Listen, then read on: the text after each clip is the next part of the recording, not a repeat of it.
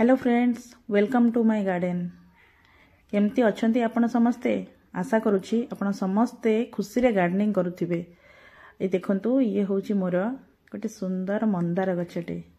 आको मु डाळरू लगेइथिली ए छोट 5 केजिया अट्टा जरी रे। ए जरी रे ए गछटे केते सुंदर भाबरे बढ़िछि। आज एथिरे प्रथम करी गोटे फुलटे फुटिछि। देखंतु फुलटे केते सुंदर देखा जाउछि। आ एते कढ़ मध्ये एथिरे अछि। आगको फुल फुटिबो। ये गछटी बहुत भल भाव मोर ये जरी पंचिकी रही। सुविधा देखी मो transplant करनेबी।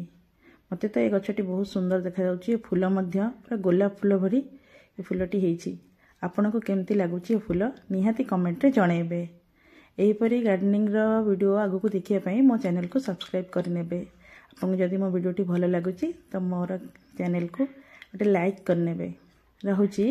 Thank you. Happy gardening.